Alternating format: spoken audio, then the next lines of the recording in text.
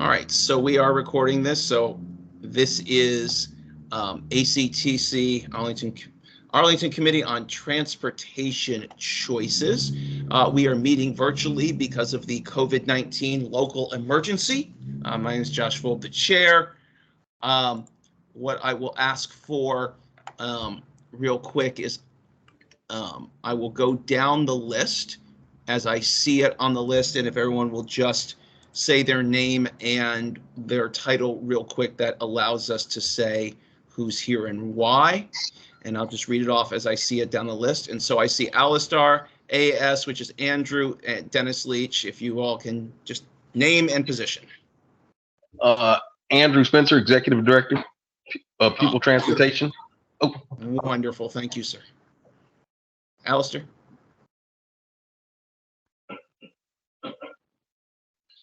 And you're on mute, Alistair. Thank you. Hi, everyone. Can you hear me? Yes. Yeah. Wonderful. Good to be with you all.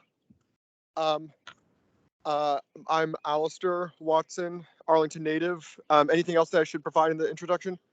Just you're a committee member versus staff. Yes. I'm a committee member. Thank you. Yep.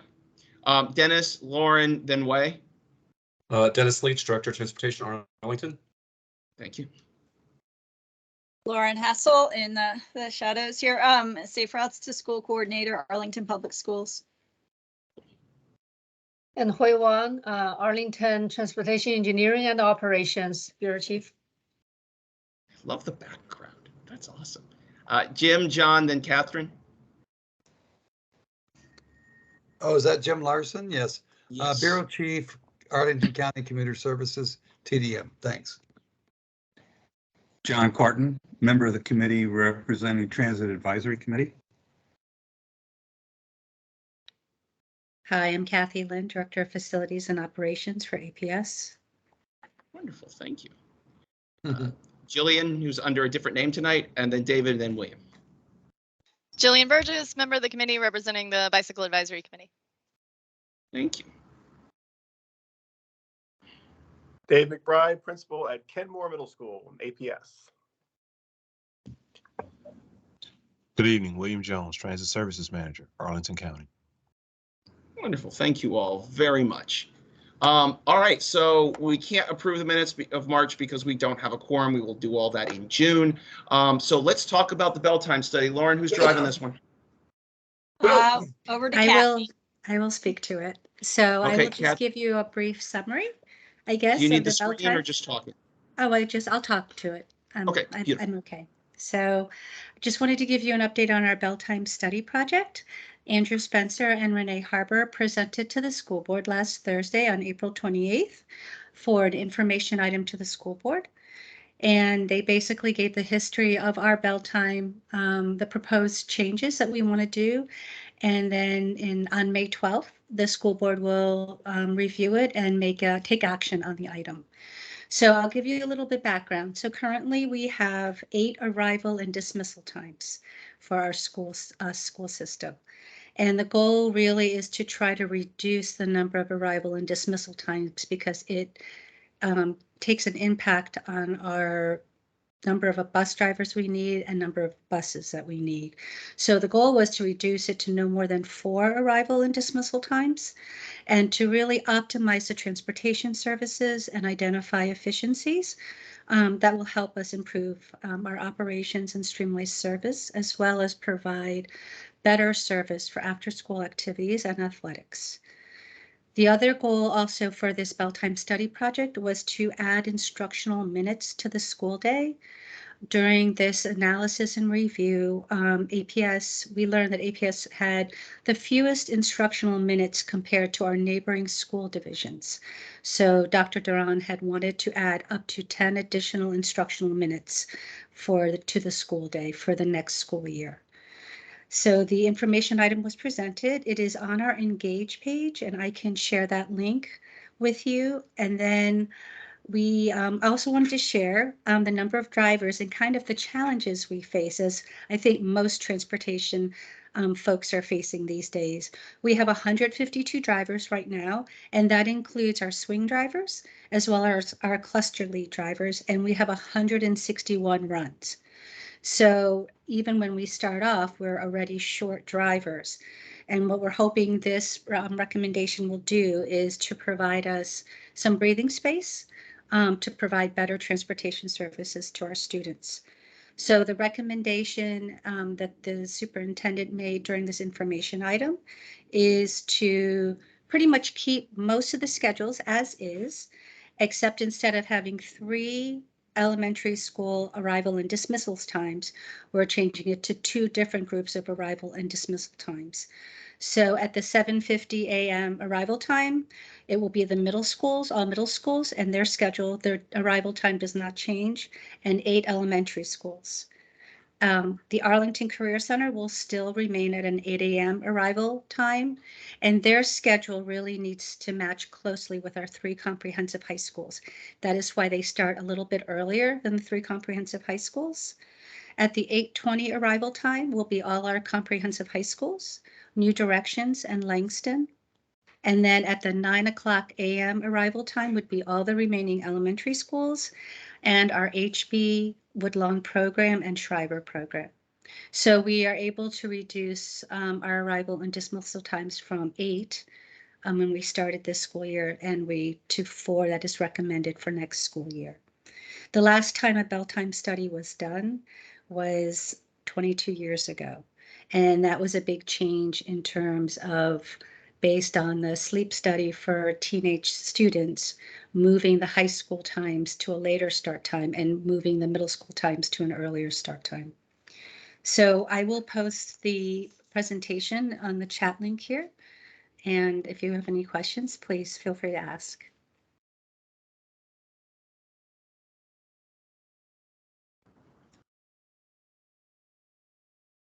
Josh, do you want me to jump in as the ACTC representative to the task force?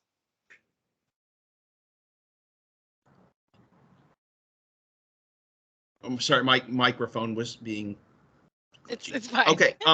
Yes. So since you've been on this task force, if you want to take some commentary on this as well and see what your takeaways from it, and then see if you have questions for the group, and we can have this discussion for about 12 minutes or so, and then get on to go on to iRide. We can squeeze a little TDM in while we're at it.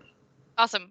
I'll be as fast as I can. I emailed the group with a summary from my perspective of the project. And Kathy, I don't think you were at our previous meetings, but this group in particular has been very interested in this. We've talked about it a number of times. We were very interested in sort of 3 aspects of this. One is increasing efficiency for school buses. We've talked about that for years, about the challenges you guys face with school buses. 2 was instructional needs, and in particular, the health benefits of having middle school students start later. And then 3 was safety, and in particular, the challenges for choice programs that start early, how it seems like that is leading to a bigger, to even more parent driving than you see in the other choice schools, because it's one thing to go 30 minutes before you would have to leave for a neighborhood school. It's one thing to go 30 minutes before when you're talking about 9 a.m. or 8:30 a.m. It's a whole nother set when you're talking about 8 a.m. And you see that today with Campbell and with Gunston, the 2 choice schools that start in the earliest thing. And then the immersion visioning study actually specifically mentioned the challenges with Gunston start time and transportation. So we talked about those 3 things before anything happened. I participated in the task force. It was great. Renee was great to work with. There were some scenarios that were discussed in the task force, which was really a great process. Staff definitely listened to the feedback of the task force in revising the scenarios, and then they sent the survey out to family. And I guess that I was surprised, and I think others on the task force were surprised that during the time that the survey was open, staff did more work so that the final recommendation doesn't look like any of the 5 scenarios that were presented to the public, and that the public was never asked for feedback on which elementary schools were in which tier. But the recommendation, which I summarized for everybody, involves the 6 schools having significant changes. And again, of those 6, only HB would have known that their start time is going to change. 2 of the elementary schools that changed, Randolph and Barrett, have 1 bus between them. So it was a little confusing as to why a transportation-driven process would end up changing something for the schools that barely use transportation. And at the end of the day, in the final recommendation, there's a new that the choice programs that currently start the earliest continue to start the earliest, and another choice program goes into that earlier tier. So as far as the 3 things we talked about, doesn't increase the efficiency of the school buses. It seems to, though, there's an oddity, and this is my big question, which maybe Kathy can answer, I don't know, which I'm going to come back to in a second. The second is middle school start times don't start later. And then, of course, with the safety, I think there would continue to be concerns about Gunston, Campbell, and now Claremont starting in the earliest tier, and that leading to more driving overall and decreasing safety in the county. But my question about efficiency is, oddly, if you look at the number of bus runs we have today versus the number of bus runs projected for next year, there are 11 fewer bus runs between elementary school and middle school, which is a nice little decrease. But for high school, it's 10 more bus runs. And so overall, it's only 1 fewer bus run than we have today. And I haven't gotten an answer as to why high school would need more bus runs after this process. So Kathy, I don't know if you can help explain that, but it seems to undercut the efficiency of the changes. So I would need to understand, I guess, how you saw 10 more high school bus runs. So I'd need to go back to the presentation to look. So the recommendation that was presented, that the superintendent recommended, was based on having no change, pretty much. That's what over the survey, the course of the survey, it showed, even though we sent out the survey and the respondents came back, it was between having no change or option 4, which is moving the middle school time, like you said, with a more, I guess, a stronger feel of having no change. Having no change, having said that, though, the one change we needed to do was to add the 10 instructional minutes to each school or to each educational program. And then we also wanted to see if we could at least change the elementary school arrival and dismissal and not have 3, but take it down to 2. And so before that decision was made, because like you said, that wasn't offered in the survey, Renee reached out to every principal. So as part of the technical advisory team, since you were part of, there were principal representatives on that team. And Renee specifically asked those principal representatives to reach out to their respective groups, elementary, middle, high, and then the programs, to really get a feel of how especially elementary schools would feel going if there were only 2 arrival and dismissal times, which ones they would prefer, to also seek input from their community before arriving at this final recommendation. So I know that you said that HB was asked, but I do know that Renee did reach out to the principal representatives, and the principal representatives reached out to the different principals. So I've spoken to a couple principals about this, and they were not asked whether they supported having only 2 start times. They were only asked if there are only 2 start times, do you want 7:50 or 9? And they were not given any opportunity to talk to their communities. They were said, we need an answer.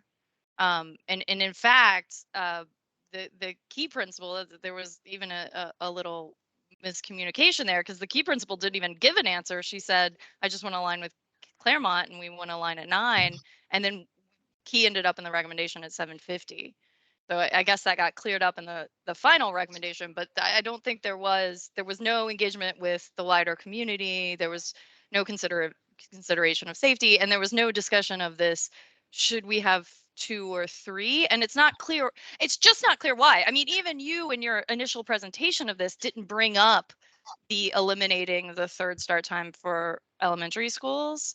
Like even Well, you didn't say that's one of the changes. That was And not one, that was not on yeah, the survey, like you said, but the original goal was to reduce the arrival and dismissal time to at least, to no more than 4 right. arrivals and 4 dismissals. That's the original goal. I did mention that.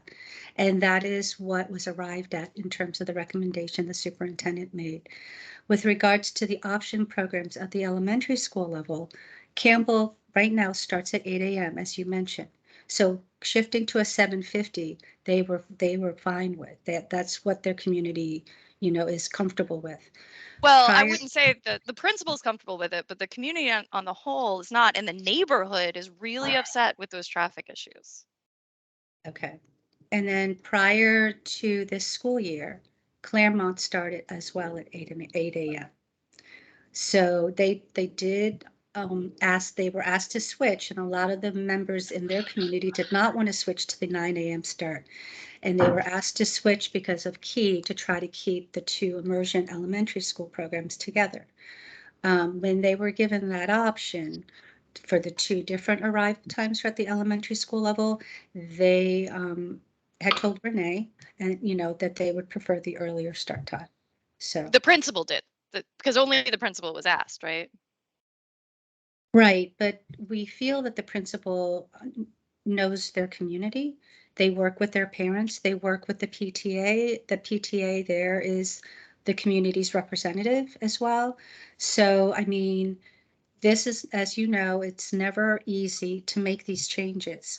And so I believe that Renee really reached out to a lot of people, really looked at the data and tried to make it at the least disruptive, but also to really try to meet the goals of the intended the Bell Time Study Yeah, project. I appreciate that, but I mean, I've talked to a lot of the people involved. The PTAs weren't consulted. The principals were asked to give answers very quickly and did not consult with the PTAs. PTAs were surprised, utterly surprised by the recommendations, every single one.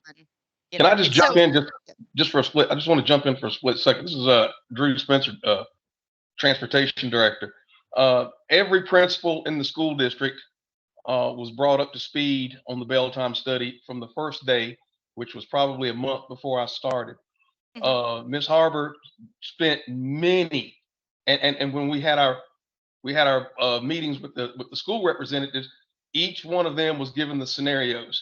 Everybody was given the scenarios, and the way it turned out with the Bell Time study, we had to balance. We had to make a choice to balance the route, and that became the key issue. And what happened was we balanced the routes, and we really didn't change anything. Nothing was really changed. We cleaned up the start times for efficiency. But So, six schools changed significantly. but that was done that way so we could balance out the routes, because it's hard to run a high school route and then turn around and do an elementary, or vice versa. The routes have to be balanced by what we had or what our expectations for drivers would be. And somewhere you made a comment that there was 10 taken away and 10 added. We did not create, there's not a new route to be created. Nothing. We did not add a route. We didn't take a bus away from any school. The Okay. routes are withstanding. The only thing we changed was the start and end times.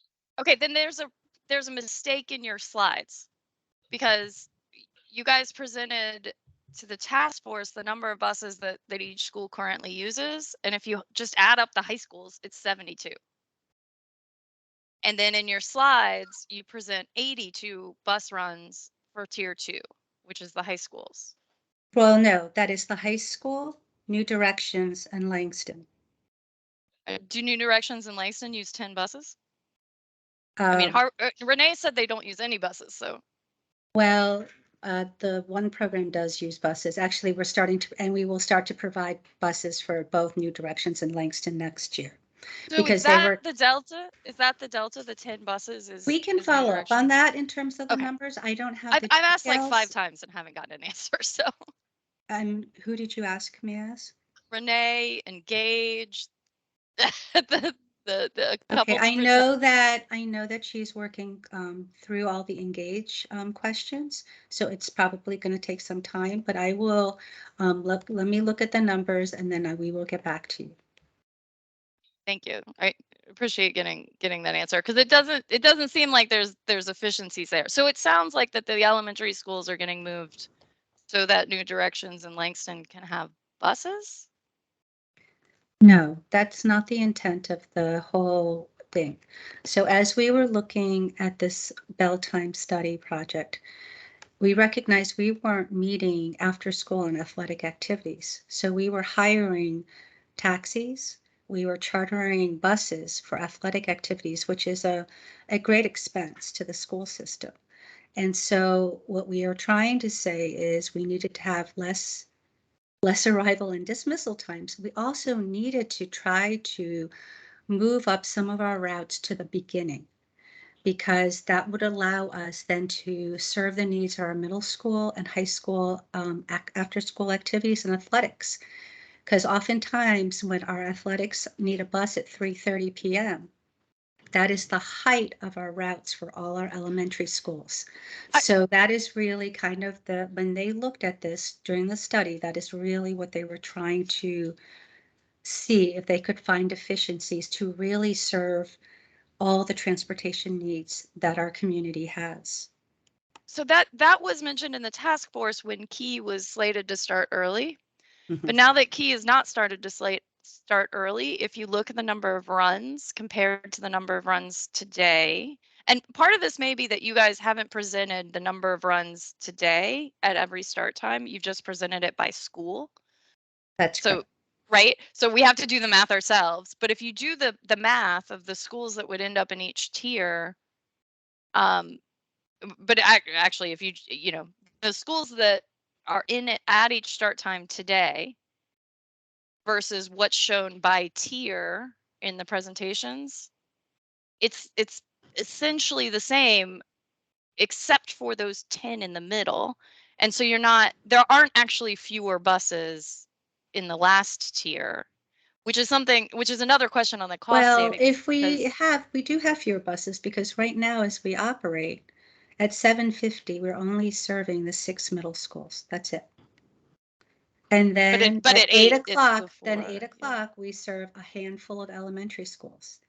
And then at 8:19, we serve 3 comprehensive high schools. And then at 8:25, we serve another bunch of elementary schools. So it's extremely choppy, and we don't have enough turnaround time between the 7:50 and 8:25 time with all the different arrival times that we're currently trying to serve. So go ahead, Josh. I'm sorry. Well, I was just say I want to move the agenda here in a minute, Yeah. but this conversation is important, and I hope we can come back in our June meeting and see, maybe we can get a presentation on how all the routes landed. If you guys can go back and make a count and see if are we actually, because one of the things that got the community going was the idea of of lengthening the school days because there was the instructional time piece. But the only recommendation that came out of us was the idea of getting more efficiency out of the buses and more safety. So I'm really hoping if you can come back to us next month with that count, that would be really wonderful to see how this all landed. I know that this is a monumental task and being done really fast.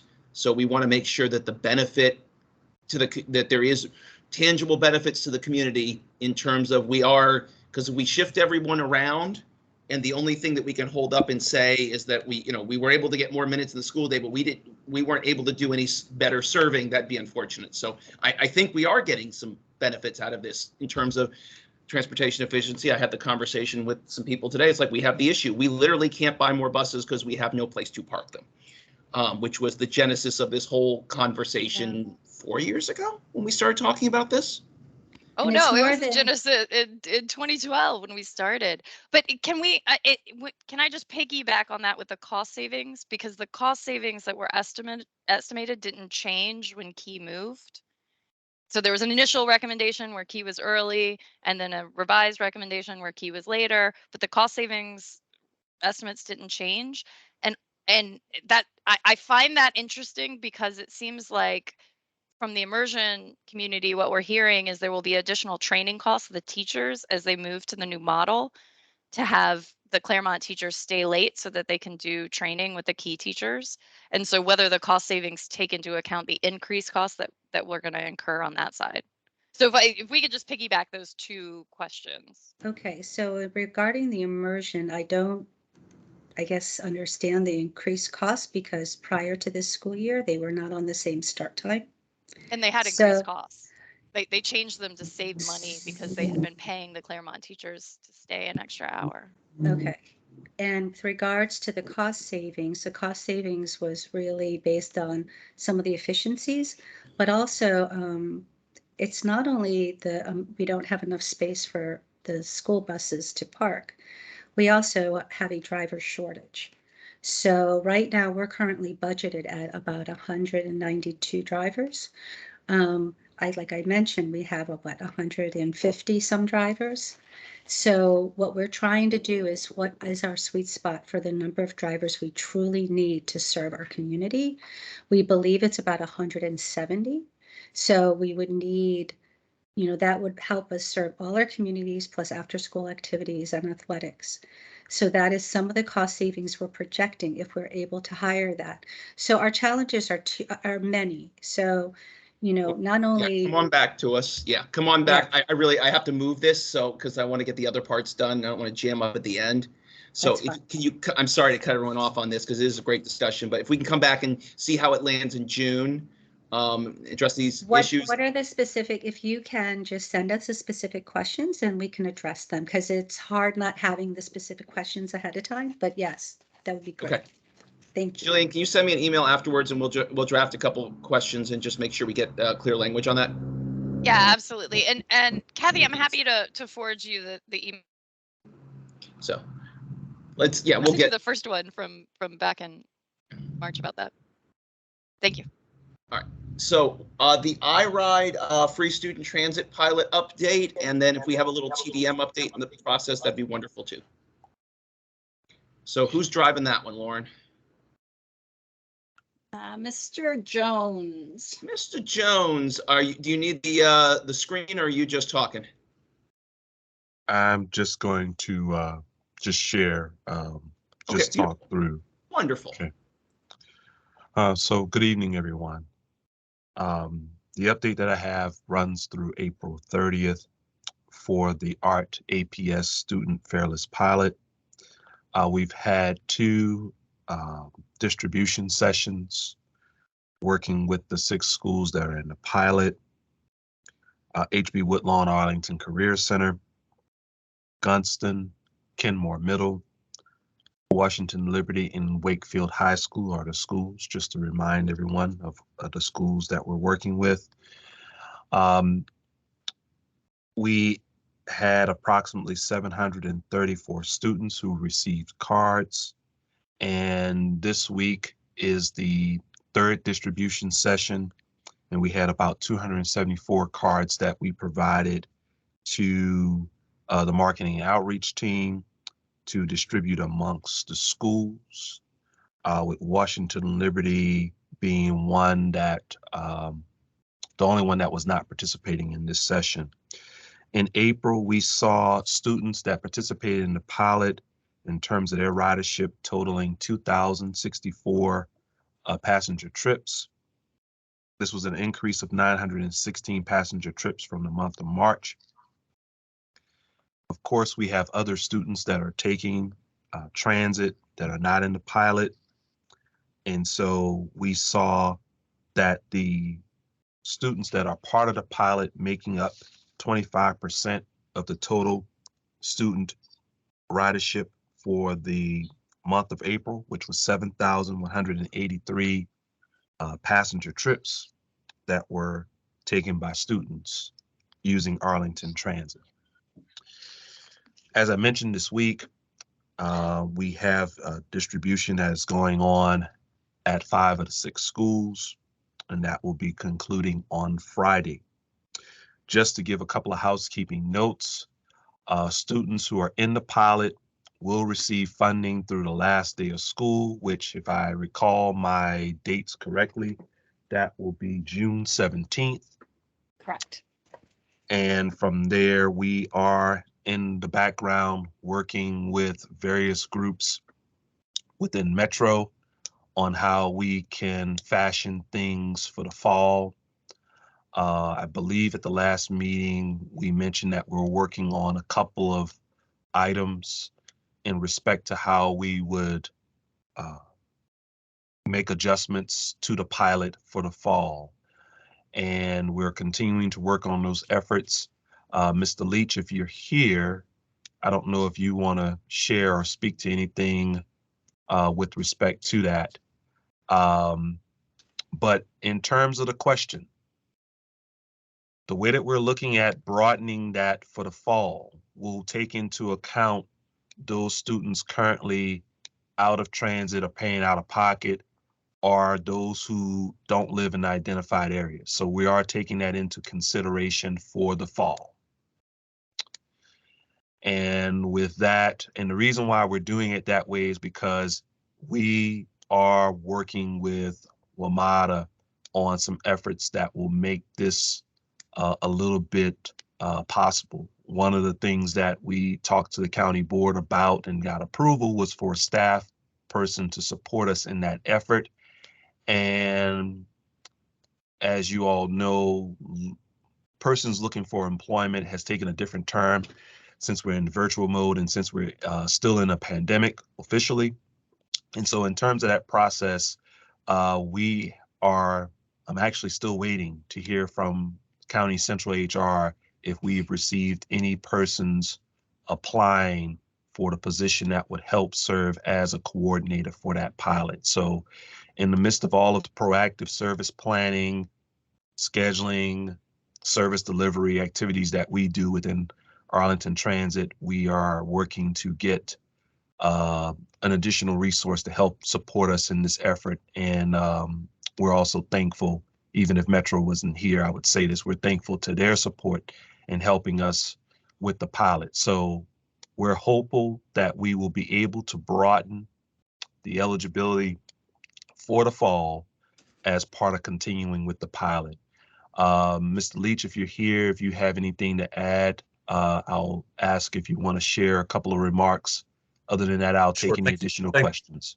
Thank you, William. I'll just mention that we're working with Metro on 2 possible options. One is an art-only focus, but it does require basically reprogramming fare boxes to accept students without this automatic deposit in their account every month. So we're looking at a much more efficient way of handling that. But the second option, which we as staff think has some real opportunity, is to look at an option that broadens eligibility for students to ART and Metrobus. Metrobus provides about 2/3 of all bus service in Arlington. And we think it offers students sort of more options. So right now we're continuing to sort of advance work on those, hoping to reach a conclusion in the next couple of months to prepare us for the fall term.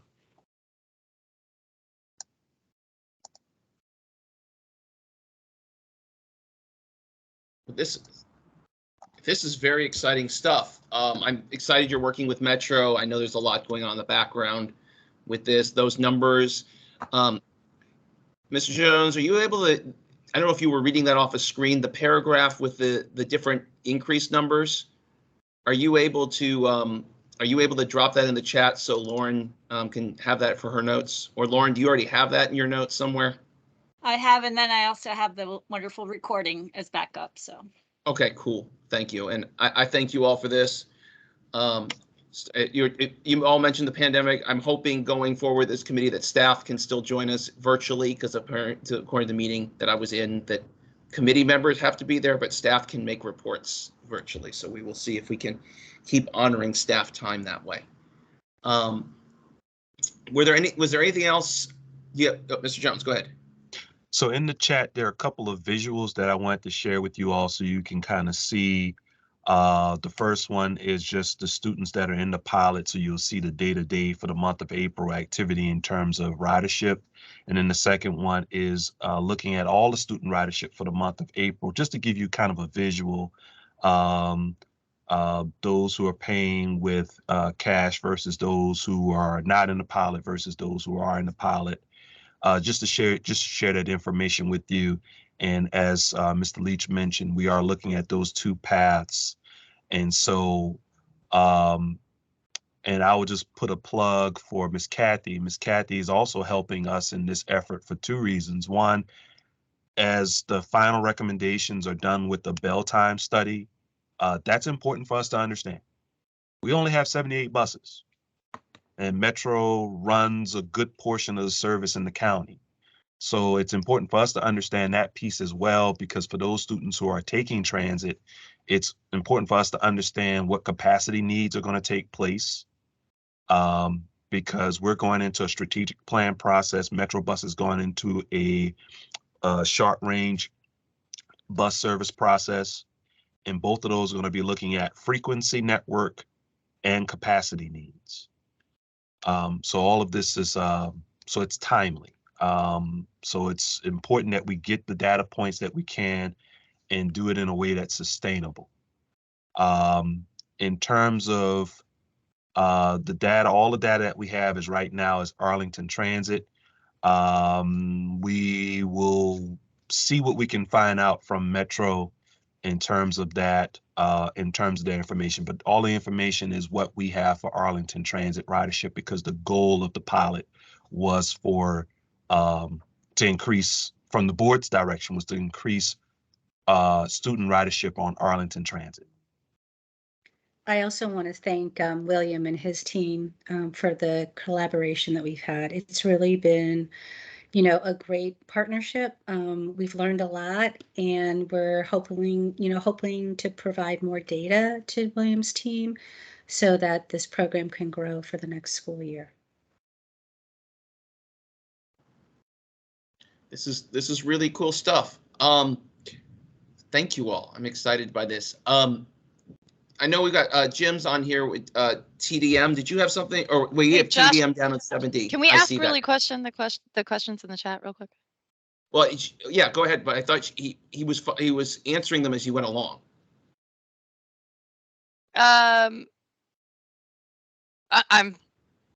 You answered whether you were able to broaden it this year. So as it stands right now, once the cards go out, the last of the cards go out, we're gonna shift gears and start preparing for the fall. Okay, so because you only have one more after this month. So there's a couple. Let me take a step back. Give me 60 seconds, Josh. Yes. So here's the thing. So I'm gonna answer the last question, and I'm gonna explain the mechanics of how this has worked at this point. So if someone uses the funds for the pilot to purchase a bus pass, the funds are applied to the card automatically. It's like my card has stored value. So it's not cash on hand to purchase a pass. It goes into a basically stored value bucket on the card for use as they use the bus. So the funds are automatically going into an account, not so much an account to actually go then and purchase a bus pass. So hopefully I'm answering that question. Going back to the mechanics of the card there's a couple of things to note. It's like stored value on a card. If you were in, like, I'm an employer, and so I get a stored value amount on my card. I have to tap the card within the first couple of weeks in order for the money that's set aside for that month to be applied to the card for use during the month. So as that process goes along, if we were to try to broaden at any point in time now, we would have to get cards ready to be issued for distribution between now and the end of May for someone to use June 1, because once we hit a certain point in the month, we can't load any new cards with this particular product because it's done through the Smart Benefits program. That allows us to track the ridership usage. So so the mechanics of it is not just it's money applied to a card and the card is just and my apologies because it's hard to really explain the technical underpinnings of this from a public facing aspect, but I'll do the best I can. And I'm sorry, I think I've gone over 2 minutes, but the gist of it is this: to track the ridership, to set up a program that allowed for the funding that we're putting in on the cards, because it's different than just Metro's standard fare of pass offerings. We're putting $40 a month as a stored value benefit. It's going through the Smart Benefits program. In order for the $40 to be active, we have to load new cards in a month by the 21st of each month that will be active for the next month. So once the 21st hits, we can't load any more cards for the next month. So to the question of broadening the program. No, not the program, the eligibility. So we've been told that you guys show up, you have so many cards printed because of what you've just explained. You go to the schools and you're trying to hand them out, but you haven't handed them all out because some of the people who are eligible don't want them. Totally fine. But now you're just sitting on cards that aren't being used. And one of the things, no, have you we're handed not. them all out? We're not sitting on any cards at this time. Okay. So that's the thing. We're not sitting on any cards. We've been working to see where we land so that we can order cards. Because one of the things about the IRAD card that's interesting, these are the original cards that were ordered in 2013. And what we found out during the pilot was this: in 2013, Arlington County had to order 10,000 at one time. It's done off-site, separate production from these. These are readily available. These, however, are not. And so as we're looking at the fall, one of the questions will be broadening the eligibility is one piece. And I believe that's something that we're looking to do. So I can't guarantee, but I know we're favorable in that area.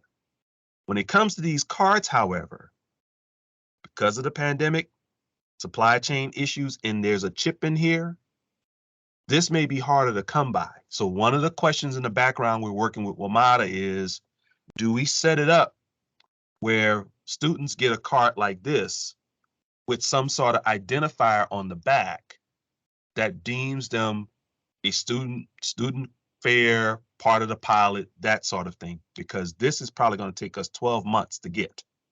Okay. So we were told at the last meeting that you guys had extra cards that hadn't been given out yet. And so the extra cards that we have are the ones that are in this week's distribution to be given out. And if they're not all given out, one of the things that we talked about 2 months ago was if they're not all given out to the people who meet the criteria and there's any left over, can you guys work with, because there are kids that are low income, not low enough income, and not in the other pilot, just they don't have a lot of money for various reasons, and they're paying out of pocket for transit today. And there are social workers at the schools who are like, please just give them a card. They don't happen to live in the right place, but please, they're paying out of pocket. And if there are extra cards, can you give it to the social workers to give to the kids who need it? So we will circle back with Kathy and Lauren and work where we can, how we can, should that be the case. But I would say that from a resource standpoint, one of the things that we're going to be looking at the fall is working with Kathy and Lauren to have champions at each of the schools, because it's going to be a resource piece that requires making sure that whomever it is, because that's not, that's not something that, like, who makes that contact with the counselors and stuff. Our point to this is with Kathy and Ms. Lauren. So as we work through that, we've sought to do a couple of things. We've sought to look at some of those, and we're taking those things into consideration. What we believe at this hour is that going into the fall, we will be able to handle that a little bit better than what was the directive coming out of the gate for what we've done here in the spring. Josh, I turn it back over to you, and I'll take any questions via email. Jillian, you know how to find Kathy and Lauren, and they'll get it to me right away. Thank you so much. Back And into your Mr. hands, Jones, Josh. If you need, thank you. If you need more help getting contact in WNL, I happen to know a guy. Just let me know. So thank you very much for this. This is one of the other things we've been excited about. It's that one of the longstanding goals of this committee is that every student, eventually in the end, every student can get on anything with a fare box in Arlington County. So that's our goal. All right, so transportation policy and PIP revision feedback. That's our where we are right here. So Lauren, remind me who's doing what on this one. It's back to Miss Lynn again. All right, Hello. Ms. Lynn, do you need to share the screen, or are you just are you sharing thoughts? No, I have written down some notes for this topic. So for the transportation policy and PIP revision, Kristen was working on it prior to when she left back in November. We had a good set of red line transportation policy and PIP that went through the very first initial review process with our policy review team. And then it paused as we were experiencing some staff changes in our transportation area. We have now since picked it back up. And since it's already been through the first review cycle, we have prepared it right now to go to the school board as part of a Friday letter package. And what we're preparing is a recommendation to revise the current transportation policy and PIP and make it more focused to student transportation policy with 3 associated PIPs along with it: general education transportation, special education transportation PIP, and then other transportation services PIP. So those are going this Friday as part of the package to the school board as Friday letter. Then it will go after that for a period of a 30-day open comment. Our hope is to have this adopted by the next school year. And that's all I have. All right, and I think, didn't we have a little subcommittee? Jillian, was it you and John was working on going through those? Remind me. We did before the last meeting, and then we presented it at the last meeting, and then everyone was gonna take a look. So last meeting, we adopted the overall feedback, I believe, and then Right. people were gonna take a look at more of the specifics and specifically about the hub stops. So And that addendum went out with the minutes to review, so. yeah, and does it make sense to ask Kathy about whether our feedback was taken into account, was incorporated, and how that was received for the drafts that went to the school board? So we worked with the Kristen's finals draft. As she says, it was ready to go forward prior to her leaving.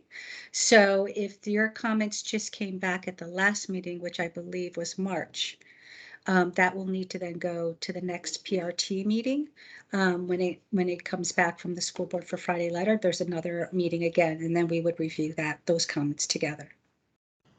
Okay, I think we sent them to Renee last time after the March meeting. Is there a better person to send them to, or Yeah, did we screw that up? No, Like, it would be better to send them to me. Okay. I am now the policy and PIP person for facilities and operations. And so, yes, if you have your comments, we will incorporate those comments and put them together in a package for the policy review team. All right, well, thank you. I'm not, because I think we've reviewed them as the group here, so I'm not sure. Is there anything else on this one? If anyone else had any comments after reading it, we talked about it once. If anybody had comments after reading it, sort of clean, in the quiet of the Do you want night. to say, if anybody had any other comments on that, to send them to Jillian, and Jillian can collect them together and make sure they get to Kathy? That would be awesome. Well, with that, I am going to take advantage of the fact that we are moving the agenda, the unofficial agenda along, because we didn't quite get to quorum today. So thank you on that, Kathy. We are going to go to the coordinated countywide safety campaign update. Lauren, how are we doing this one? If Christine is able to. She did join us. Yeah. Christine, how do you are need you? to share your screen? I Hi. do, if you don't mind. All you. Great. Well, just a few quick updates, and I might be able to cover all Vision Zero in less than 10 minutes, if that's all right. We're okay with that. Okay, great. So yeah, we'll talk about the critical crash campaign and then a couple of the other upcoming things. I think I may have presented these graphics to you at this meeting last time, but forgive me if. So I think you have background on it, but if not, I added the graphics in. There's 5 campaign themes. They've all been identified through our crash data. So these were all very specific pain points where we saw behavior played a role in crashes, and these were the most significant. And that involved speeding, pedestrians, alcohol involved crashes, bike-related crashes, and left turns. So we created a graphic that kind of encompasses these 5 ways you can make our roads safer. And we also have a graphic for each different topic area. So these are the materials that we will be sharing. And we've also formatted them in different ways for posters, for different social media, because each one has its own different dimensions. And we're going to be starting to roll this out this month, starting with a focus on bikes this month because it's Bike Awareness Month. So we're going to kick off with a press release, which coincides with our Vision Zero Year One open house next week. And then we're going to have monthly highlights for each of these themes over the course of the rest of the year. And that's on our website, on social media, in the Vision Zero newsletter, and in other newsletters that the county puts out, as well as sponsored content. So we're going to be, sharing these graphics through RL Now, Sun Gazette. We're looking at a few other sponsored content options now too. But that should help get the word out to people who don't, they're not as in tune with some of the county's channels. We also are going to be translating, or we already did. We translated them into 6 different languages as well. So making those accessible in different languages to help spread the word. And then we'll have posters that Arlington Families for Safe Streets has very generously offered to help us distribute throughout the county, throughout the county at different businesses, high schools, public facilities, universities, driving schools. We talked about the DMV, and we're still working on kind of other places. But we're going to try to let the data drive where we put these by looking at our systemic analysis. We recently, we're actually wrapping it up now, and that identifies certain high-risk locations for different types of behaviors. So we can couple the messaging with the at-risk areas and try to really get the word out there to help change behavior. And we're also working with Arlington Transportation Partners to get signs up at Capitol Bike Share stands, especially ones that are right near the roadway. So drivers can see these. Just kind of working through other different ideas, like inserting them into the property tax mailers or utility bill mailers, because most people who are getting those have a vehicle. Just exploring other sponsored content, as I mentioned earlier. So all this will be rolling out, and then I'll be working with Lauren to get each message each month out through Peachjar in all the different languages, and that just helps to promote that awareness, through our schools as well. So that's the big update on the critical crash mitigation campaign. And as I said, it'll run from May to December. And the posters will be up, they're evergreen. They can go up and they're not going to change every single month, but like the online and the advertisement type messaging will change each month by theme. So any questions on that? Anyone have questions on this? This is loving this stuff.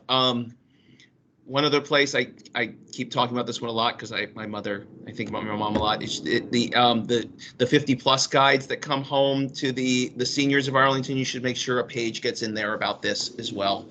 I think it's an underused resource that goes to a lot of people in Arlington. John. Yeah, just one question, Christine. I know this is way down the list, but does the situation where vehicles are blocking sidewalks, does that ever get brought up in the campaign as a point of emphasis or, educational point? Because we see it so often, blocking sidewalks, pedestrians forced out in the middle of the street because there's some construction truck blocked in the middle of the sidewalk, or, kids riding on the sidewalk with their bicycles, suddenly they're forced out in the street. Is there any way we can raise the awareness of that it's a no-no for the commercial people and also just all the citizens of Arlington that do it? That's a great concept to point out. I think what we have targeted here have been really common issues that we've seen lead to severe crashes. That specific detail, hasn't shown up in our data, but it's not something it's something that we do want to tackle as part of, education and engagement with the community. So we are always, working with anyone doing construction in the county, making sure that they are following any specifications for construction. And that's an issue we're continuing to push with any type of developer, with any type of construction people. And then, as you know, anyone can do that, wherever they are in the county. It doesn't have to be construction related. So we will continue to push out messaging. And I think that that's another great point that we can address maybe in other education type endeavors, because we recognize that education is a really big part of behavior change, and there's more education type campaigns to come, especially, safe tips for traveling. And we talked about a couple other things today, actually. So that might be included in some of our future messaging. And, we'll continue to search for ways to address issues like that, because it is important. Thanks for mentioning that. Okay, thank you. Thank you. Christine, would you be doing the Vision Zero as well? Because I have you under the transportation safety and then Vision Zero. Is this one and the same, or did you have a separate presentation on Vision Zero tonight? Yeah, this is all the same. I just wanted to touch on a couple other few things while I had my screen share up, if that's all right. Great. Well, so as you all may know, we have our engagement currently open on the new 20-mile-per-hour school slow zones. And that's open now through May 9th. And huge thank you to Lauren for helping me get so many messages out to APS staff to help spread the word. And for anyone who's not familiar with this, we installed the 20-mile-per-hour school slow zones at 13 schools in early 2022. And, this is just a way to test whether this new 20-mile-per-hour slow zone policy actually helps to reduce speeds around schools. We've installed new signage that specifies 20 miles per hour all the time. We have installed pavement markings like you see at the top of the screen. And we've also made sure that all crosswalks within these areas are high visibility and have the proper signage and advanced signage. So it was a big retrofit for all these 13 schools to ensure all the signage and the markings were there to help really emphasize going slow and looking for pedestrians and bikes as people approach schools, no matter what time of day it is. So we have a 7-question form. You might be able to click on it, but I'll also put the link in the chat once I stop sharing my screen. And that's just a way that we're collecting feedback, because we've collected before and after data just for speed within each school zone, but we also want to know from people's perceptions and experiences, what are they seeing? Has behavior changed? What's working? How can we, adjust our strategy before we deploy it at all of the other schools in the county? So we'll take all the feedback we get from the data and from the community engagement and tweak the school zone policy that we've drafted so far that's, been shown at these demonstrations, and then, finalize that methodology and deploy it at all schools in Arlington over the next several years. So that's the end goal. But right now we're really just focused on getting feedback. So please share this with your channels, with your families. We're really interested to see how things are going in these zones. So as I mentioned, it's gone out through Peach Jar. We've also sent it out through school staff at each of the 13 schools. We'll be talking with the CCPTA early next week, and then also sent messaging to all the nearby civic associations and use county e-blast, social media, and partner organizations. So, we're just would love any feedback you have on ways to improve this going forward. Thank you all. I don't know if you're taking any. One thought I've had is because I drive down Arlington Ridge Road, and the one there by the Gunston one, it almost feels too, I don't know the word I'm looking, too regimented on that road, and it's the people who go through there anyway know there's not really anywhere to pull somebody over on a downhill at 20 miles an hour. It almost feels like a speed trap. And I don't know if, I know what the target roads are, and I know like you have the number of feet out. It just feels like, because you're going through a part of it where there aren't really much in the way of crosswalks, and it just feels, I don't know, that one just felt like a struggle to me in terms of the placement there. Now, maybe as we go along with time, I'll be interested to see if it slows people down. I would love the feedback, because you said you're collecting data on speed, so I would love to know if all of them, and specifically that one on a downhill, if that really if they actually does slow drivers down. So yeah, thanks for that feedback. And this is also helping us start to prepare for speed cameras once we have a vendor to be able to assist with that, because we'll have lower speed limits and areas where we're not seeing the compliance. That's where we can start to target that type of treatment. So Jillian, you give a couple minutes of thought on this, and we might see if we can move people out of here a little earlier tonight. That would be lovely as we go along. Let's see what happens. I love all of this. I love the school slow zones everywhere I've been, and I would just, it's a very similar issue on George Mason. And I keep meaning to, and I keep forgetting to figure out, if you're coming southbound on George Mason, which is the side close to the school, you go over, near Escuela Key, near Wilson and the Bluemont Trail, all that stuff. If you're coming southbound, you go over 66, and there's a curve and a hill. And so it really feels very different when you're driving. It feels very different when you're up like on the bridge than when you turn you kind of turn the corner, and then you can see there's a school and there's more things around you. There's more signals to slow down. And I find that drivers are really going fast, and there's a crosswalk there that a lot of drivers are not respecting. I think the school slow zones have helped, but I wonder whether we need like signage before the bridge or, earlier, just because of that, like Josh was saying with Arlington Mill near Gunston, because of the unique characteristics of that, more clues for drivers that they're about to pass a school.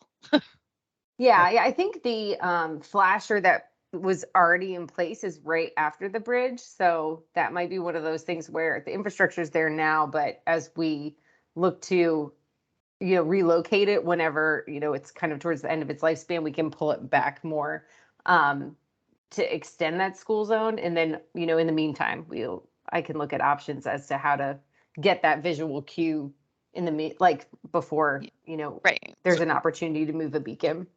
But yeah, that's the feedback. chat, like a sign of, and I don't know if you could make it in a curious color or something like entering a school slow zone. in like leading, 500 feet or something up from when it starts to have that signage on the less obvious areas like George Mason and Arlington Mill or Arlington Ridge. Arlington Ridge, yeah. Yeah. Yeah, we could definitely look into that. Thank you. That's very helpful. Any other thoughts from the from committee members on this? Any and staff? Any of you all have any thoughts now that you're hearing this? I guess you can just send emails back and forth, but anything anyone wants to share here? This is Laura, and I'd just like to commend Christine and her team on all the communications that that they're putting together, because it's one thing to get the word out, but this is really, I mean, they've thought everything through from the languages and the presentation. It's just made my job a lot easier. No one is saying, no, we're not going to work with that, or how can you explain this to me? It's very clear, and it's clear all the work that went into it. So thank you. Thanks for all your help, Lauren. And then 2 other quick updates is we have started 2 regional roadway safety program projects, which are led by subject matter expert consultants and funded by the Washington Metropolitan Council of Governments. So these were competitive application processes where we were awarded projects. And one is school zone speed camera guidelines, which we are working on now and will wrap up in July. And that's a collaboration with DES, ACPD, and APS. So we are working our way into developing criteria for prioritizing and selecting speed camera locations and creating guidelines for implementation of cameras. So we will have more information and be able to publish a lot of these findings in July, which is a great way to set the stage as we start to target for implementation, in launching the speed camera program probably in early next year. And then the other grant or technical assistance project we were awarded is a universal traffic garden toolkit and template.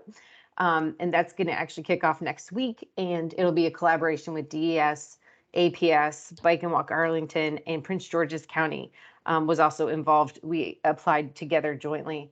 And this is to develop a traffic garden design and installation manual that, schools can use as a DIY way to make traffic gardens on any budget. And, just kind of crafting templates for any type of space. So anyone with any resources could really create a traffic garden for their students to be able to, learn how to travel safely. So it's something that we want to make available to all school staff and, bring into the curriculums.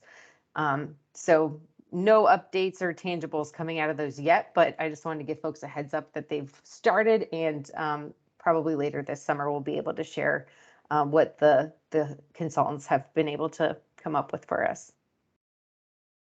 And last but not least, Vision Zero Open House is Wednesday, May 11th from 5 to 8 p.m.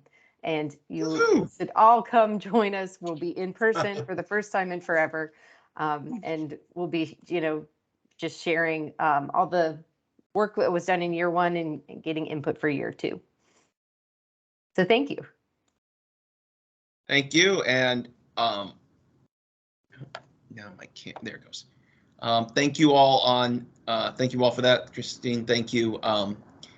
And if anyone has can you drop that link in the chat for the feedback form for Vision Zero? That would be great.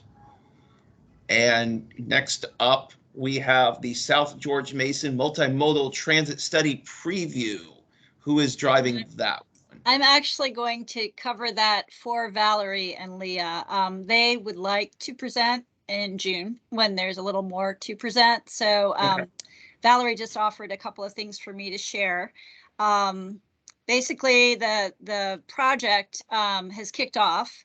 It's a study for the South George Mason corridor multimodal transportation study, and anyone who wants to jump in and correct me at anything, but I'm reading from her email. So so far they've gathered feedback on existing conditions. They've done 2 walks. I actually got to participate in the walk last the 28th, last Thursday afternoon. And they're currently sifting through comments, over 300 comments they've received. No new information to share on the study at this point beyond what was provided at other public meetings. And I'll put in the chat the project page link. The community kickoff meeting was actually April 6th. And she says, we encourage those who missed the presentation at one of the other public engagement opportunities to watch it. If anyone has additional comments or questions about the study, please send them to Leah Gerber, and I'll put her email in the chat as well. But this is really exciting stuff. There are four schools along this segment. So there's I believe it's, I'm not sure the term, but I think it's a stakeholder work group, or I'm not sure. But we have representatives for the 4 different schools along the corridor who are part of it, as well as many others. So if there's anything else anyone else wants to add to that, there will be more to come, a more comprehensive presentation from Leah in June. Well, that's awesome. I'm looking forward to that one in June. That'll be a great attraction for our June meeting. So thank you very much for that. We're on to the updates part, and we've covered Vision Zero, which was A. So we've got Nellie Custis roundabout pilot. Who's driving that one? Would you be willing to? Yes, I can offer some information. Actually, I've been in meetings talking about that intersection in the past couple of days, multiple meetings. Awesome. I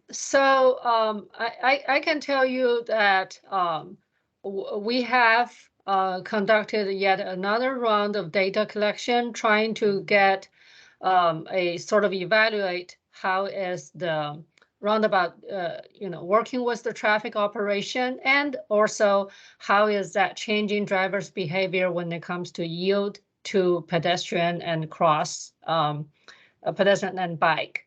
So that one, I will say from traffic operation, and this is sort of specifically for vehicular traffic operation wise, we have seen the operation to be fairly expected, and it does the job of slow the traffic down, which is one of the major goals of, suggesting the roundabout pilot. We have also got some yielding information that we found that can use a little bit more kick-up. Part of the reason of doing pilot is we can test some of the techniques without, either throwing everything at it or just do the things we think that may work. So this actually allows us to fine tune. So we actually are making effort to add additional pavement marking there.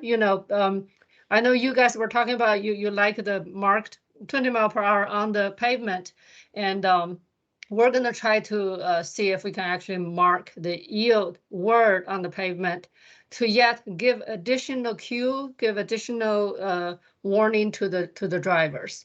So there could be another sort of fine tuning and data collection.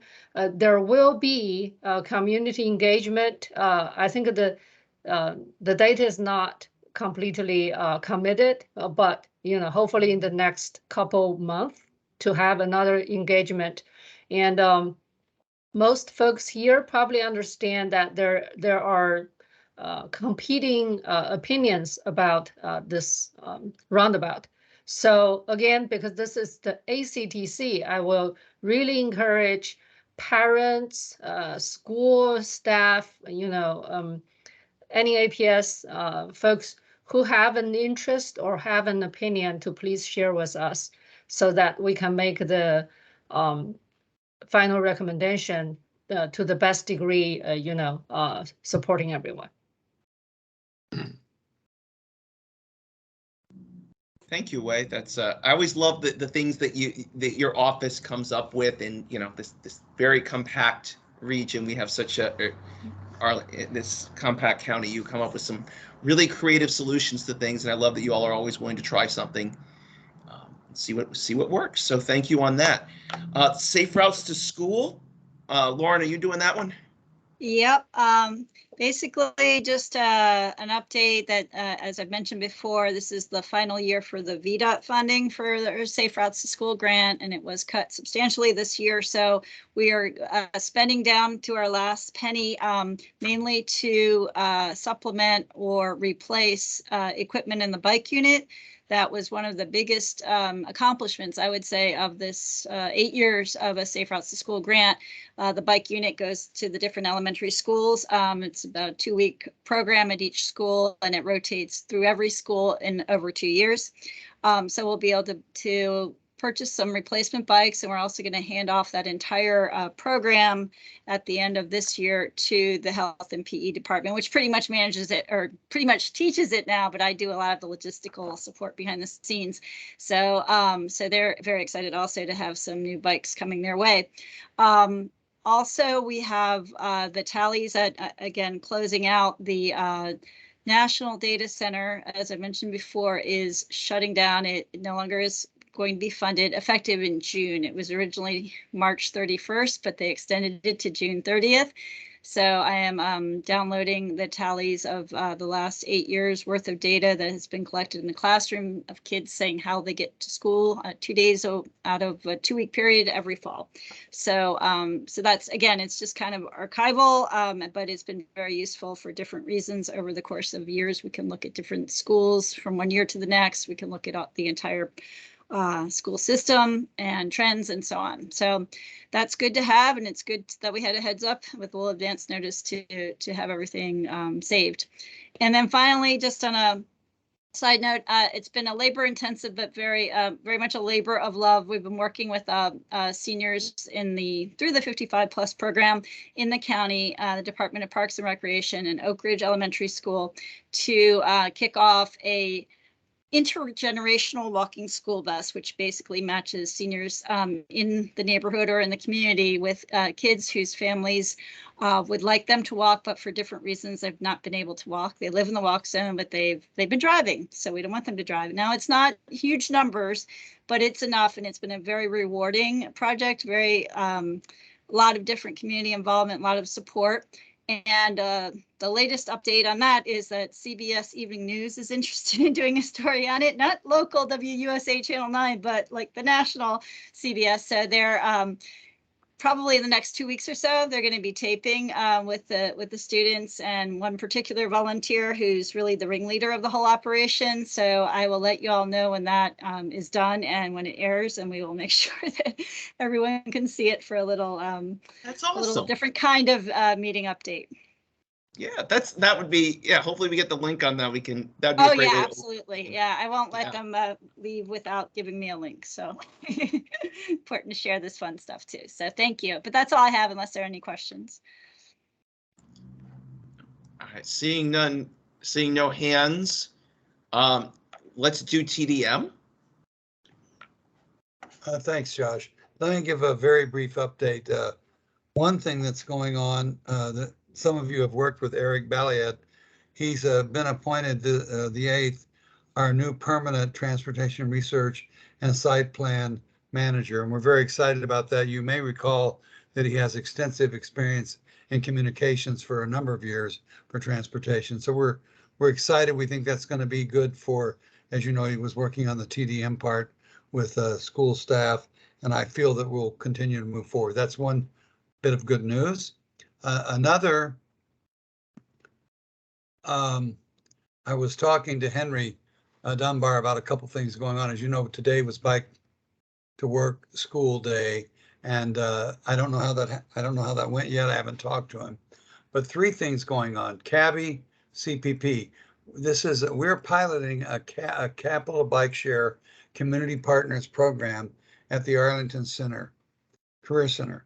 Unfortunately, we don't have a start date yet for the first event, but we have a signed MOU with them, and the principal we're waiting to hear from Mountain Logistics. This will almost certainly be a CPP also at Wakefield, just waiting on the signed MOU from them. So that's good news. 2, supporting bike, walk, and roll to school. They created a bingo card for elementary school students to support and highlight multimodal transportation during their month-long Safe Routes to School promotion. I forgot to bring that to you so I could share it, but let me say the fun part about it, if any of you have seen it, is on the bingo it has things like bike to school, ask Arlington to fix the sidewalk, take transit to school, walk to school, lock up your bike. It's very clever. I'm anxious to see how that's going to work for us. And third, bike train info sessions. We're coordinating with, as you know, with Lauren and several other partners on a back to school event in September on how to organize and run bike trains. We think that's all good news. The only other thing I'd mention, I always hesitate, you know, we're working at the JCTC level to see if I might have some funds and some other things we're working on. And my side comment is, you'll remember that as I know, a lot of people remember when I worked on the shared mobility devices, right? There's money there to help promote shared mobility device safety and help. And I believe, and I mentioned this to Lauren, I believe that we can have events doing that, but also roll in things that we want to help with Vision Zero and schools. I only preliminary mention it. I don't have an answer yet, but I want you to know we're thinking about it. That's really all I had today. Thanks.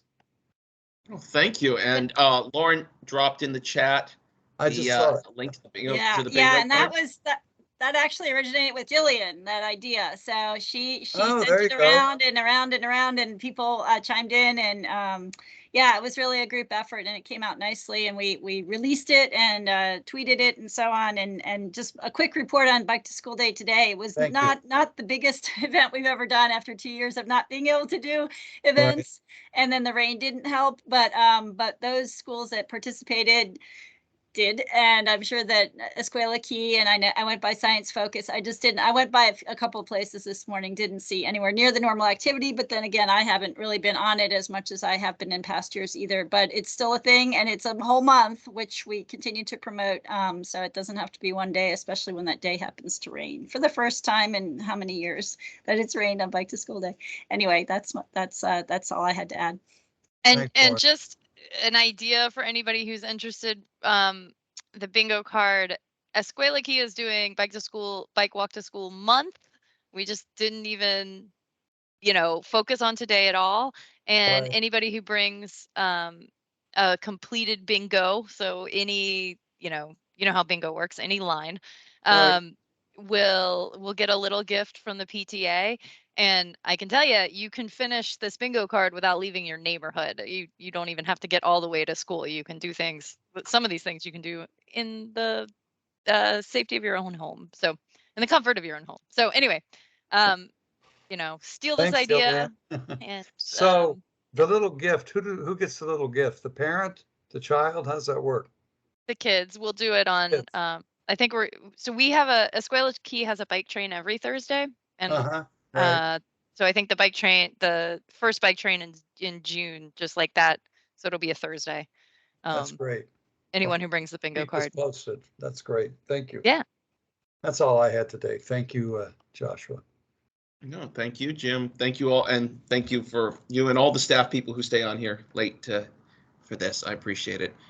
My personal favorite part of the night is the better know an intersection and now it's intersection or two.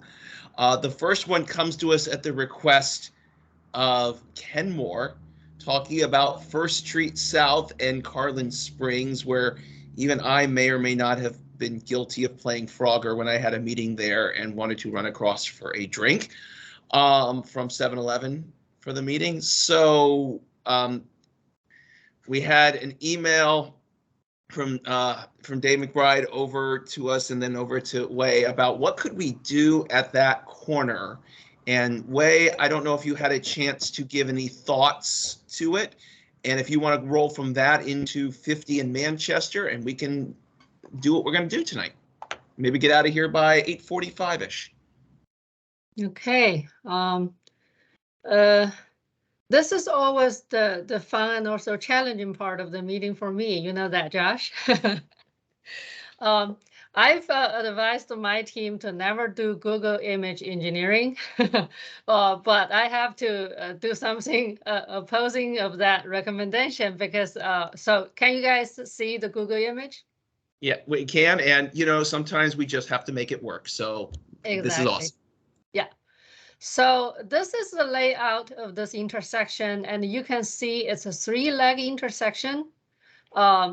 but on this side, there are 2 ramps already built, pointing to the corner of the First Street. So I want to address this thing maybe for 3 or 4 major points. 1 is the wish, 2 is the challenge, 3 is the option, and 4 is the hope. Let me see if I can keep it straight. Okay. Let's do this. The wish is, can student cross from here safely, or not cross at all, somehow, not letting them cross. So that's what I've gotten from Dave, the principal of Kenmore. And he has indicated he has actually worked with 7-Eleven to tell them not to serve students unless accompanied by an adult. But he said, that didn't really work all the way through, obviously, and there are still students making their trip, take their own risks. So the wish is, can we provide a safe crossing here? The challenge we have here is, if you're asking, can you mark a crosswalk? There are 2 ramps. There seems to be physically things ready for marking crosswalk. But we have big hesitation over marking that, because once you mark a crosswalk, you're suggesting to the pedestrian that this is a safe crossing. We all know for this stretch, TNO has conducted the safety study, and we have concluded there are speeding issue along the Carlin Springs, especially the South Carlin Springs. There are speeding issue, and we are a little bit worried of sending kids, like inviting more of them use this crossing. So that's the challenge. I'll try to keep it brief. Now the option is, is there a way for us to tell the students not cross from here? Like make that not an option. I kind of feel like that's going to be very hard to do. And then the next option is, can we make it a little bit safer? So I think there were suggestions about, can you put a flashing beacon in? Can you do this and that? But again, speeding with the level of speeding we're seeing on South Carlin Springs, that does make it a little bit uncomfortable to make it more inviting to cross at this point. Now the hope, I can't really sort of commit or make a promise on these things, but Christine has brought up the thing we talked about. 1 is the school zone, 2 is the school slow zone, 2 is the speed cameras. I hope the Washington MWCOG study will come out, identify locations that would help reduce speed. If we put in camera, reduce speed, that may make the crossing safer, make us feel more comfortable of marking the crosswalk. I'm going to sort of jump from the pedestrian's angle to the driver's angle.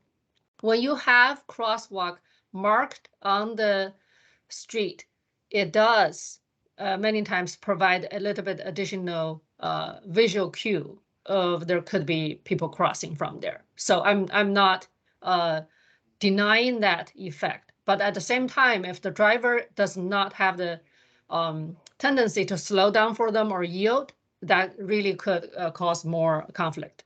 So Josh, this is really just what we have analyzed. There's really not a conclusion or recommendation made at this point. And I want to see if anybody else has wisdom to add to it. Cool. Well, I see Jillian's got her hands up, and Wei, let me start by saying thank you for this. Has become we've come a long way in this idea of suggesting an intersection and going through this process. So, Jillian, what do you have for us on this one? Yeah, thank you. This is really great. Just a real quick question about the speed here, because of course, this being an intersection, as long as the speed is 35 or less, there is a there's an implied crosswalk, whether You're you right. mark it or Legal not. crossing, according to the code, people can legally cross from here. In my mind, I think that's an important aspect, that Virginia code says they can legally cross here, but we're not providing the safety to cross. So I think, you know, painting the crosswalks would be a bare minimum. I also think, having driven down that segment, there are so few visual cues to say, you know, go slowly, look for kids, that sort of thing, that the school is, as you come out of the bridge, the school is kind of off to the side. You don't immediately see it. I don't know. I think painting the crosswalks and having more visual cues to say, slow down, this is a school, would be helpful. Thank you for that input. And I see there's another hand. Oh, Dave, you're here. Please. Yeah, I'm on my phone, so it's not a great angle. So I appreciate you looking at it and starting to analyze it. I guess my question is, if we acknowledge that speed is a problem, then what can be done to mitigate that? What are some other measures that could be in place? And if there's not a comfort level with putting a crosswalk in, I would love to be on the next tier of the 20-mile-an-hour or whatever it can be slow zone. And as like when you go into an airport, you have it painted on the ground. And like Jillian said, some other visual cues. We had 2 automated signs that Arlington County Police or traffic had provided, which was great. But they were farther down heading south. And we really needed one, farther up from where your cursor is, where you come up from under 50. I think we have a sign, we have a flashing light, but I think that we can all agree that there are people that, they start going fast because it's a hill, right? They want to accelerate to get up the hill. And then when they crest the hill, we've got kids trying to cross to run over to 7-Eleven. It's a problem. I've seen 3 people have gotten hit, 1 very severe. And I'm starting to get pushback from parents about 7-Eleven when one person's challenging it. And I went through the whole thing about it's very unsafe to have, we were having like 5, 6 kids, it wasn't just one person. But even this morning I saw one guy as an adult. I thought it was a kid at first, but it was an adult, just casually walking across. And I've really slowed it down. And as you suggested, it's been very helpful. Thinking much clearer. What's that? I'm sorry.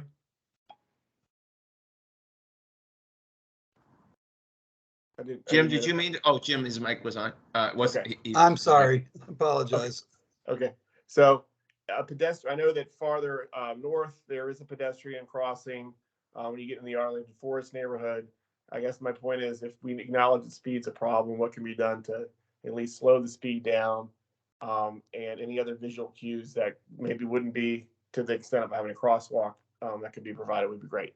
And thanks for looking at it. And thanks also to the iRide cards. The iRide cards have been hugely popular, and we're still trying to get them all distributed. But the staff that's come over has been really patient working with our kids. We have the social worker involved, and we're sending out messages on Canvas to try to get the cards in the right hands. Well, thank you, Dave, and also Jillian for both of your comments. One thing I just want to address, that sort of peel off the layers of your comment. One thing is additional visual cue. We completely agree with that opinion, and we support that. As a matter of fact, within Vision Zero, and especially in our toolbox, we have identified all these additional visual cues, additional markings, more advanced markings and signage as sort of a safety mitigation tool. So yes, this location can use additional visual cue for people to know that they are entering a school zone.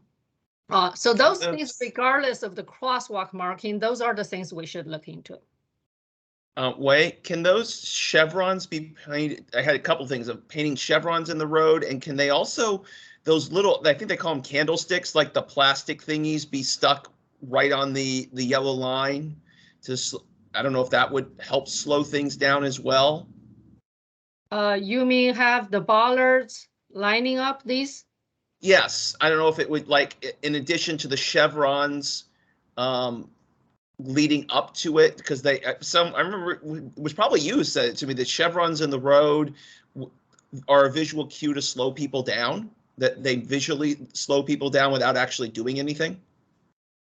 There are different types of markings. So in terms of the bollards that, lining these, I really doubt if they have impact on the traffic, like sort of parallel to them. Okay. But I would just say additional visual cue really is something that we are looking into regardless of marking crosswalk or not. So that is that. And Dave, you asked the question about what did we do or what we plan to do about the speed. We did make this corridor actually connecting all three schools, that $200 additional fines zone to try to combat, because when you have this is an arterial where you have the flashing beacon. When it flashes, the speed limit goes down. So this is a street that's not likely to receive the all day, all time 20 mile per hour for this zone treatment, because those treatments are more suitable for lower classification roads that carries less traffic. But for the, the school time when it's flashing, arrival dismissal time, the speed will, get reduced. But what about the rest of the day? Because, the kids maybe just walk out of one of their period and they're crossing. That's not the arrival dismissal time.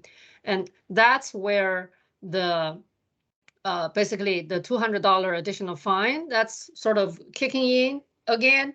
These are things that we try to think of, and additional marking is definitely one of those. In terms of marking the crosswalk, I will say there are two schools of thinking that's actually against each other. One is if you mark it, the marking itself will make it safer. So why don't you do that? I can say if there is a sort of conclusive study or, industry agreed practice to say, as long as you mark a crosswalk and make it safer, then we will, of course, we'll do that. Why not? The challenge is it's not conclusive to say once you mark it, it's going to make it safe. It's actually say once you mark it, you're going to invite more people. And if you're not making the condition otherwise safer, you're causing a bigger problem. Which school of the ideas is actually absolutely correct? I have to say, I actually don't know. There are days where we see, conflicting evidence of both. What we want to do, which is why I keep bring up the hope for the last piece, is we want to combine some method to slow people down on this segment and with marking the crosswalk. We just feel it's a little bit irresponsible to say, let's just throw a few pens down. That should, serve you all well. That may or may not work, but we are not ruling out that option. We just want to see if there's other things we can do simultaneously to make it a safer condition. Jillian, did you have last thought on this one? And then let's see if we can. Just a couple really quick things that are just more seeds for thought, not something you have to respond to necessarily. But one is to the consideration that you might possibly want a light here. When I was in Charlotte, North Carolina, I saw a bunch of temporary traffic lights that they're using in connection with a stormwater project.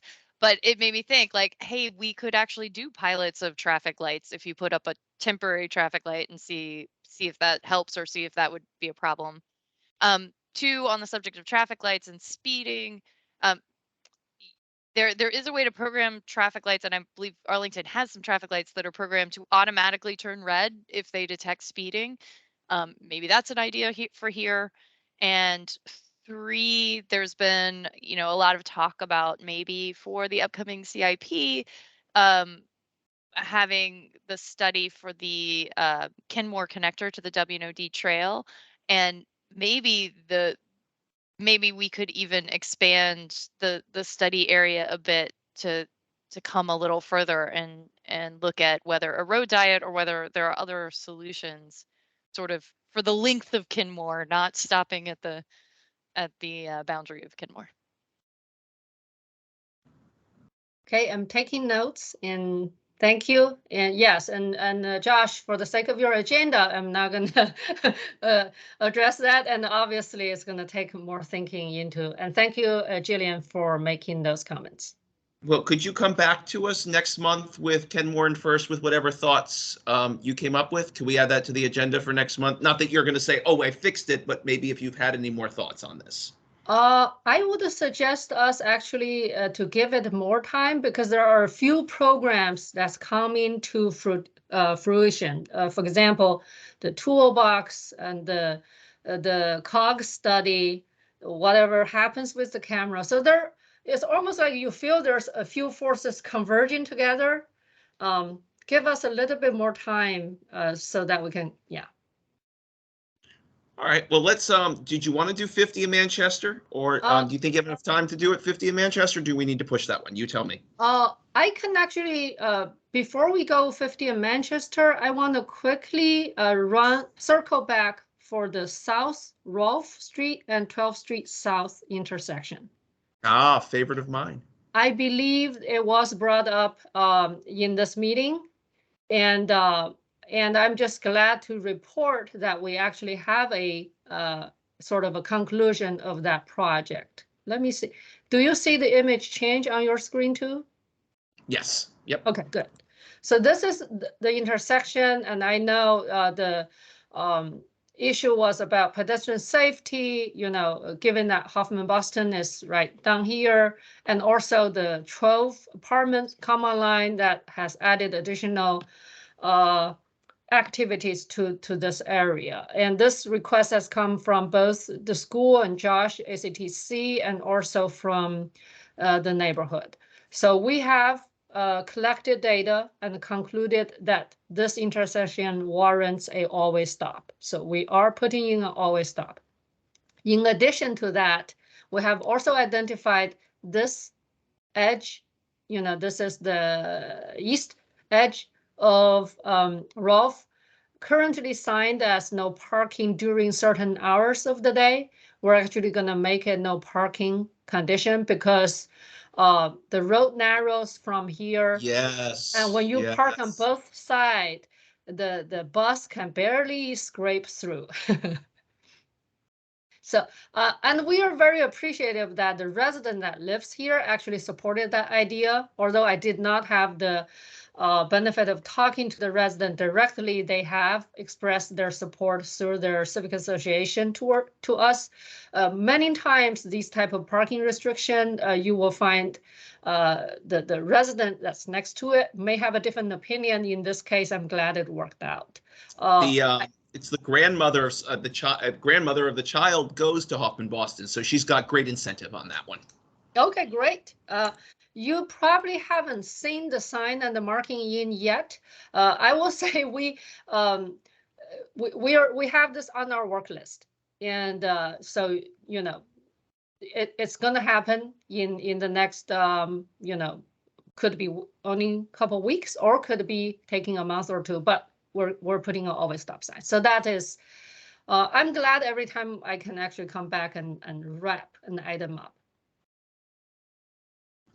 Very excited. Jillian? One thing we talked about with this one is that there are some fairly new curb cuts there that are of the type that spit you into the middle of the intersection instead of spitting you onto, instead of having two curb cuts that you can use to take the two crosswalks. It's one curb cut that's like at a 45-degree angle so that you, if you have a stroller or a wheelchair or whatever, you have to head into the middle of the intersection. You mean the ramp? Yes. Okay.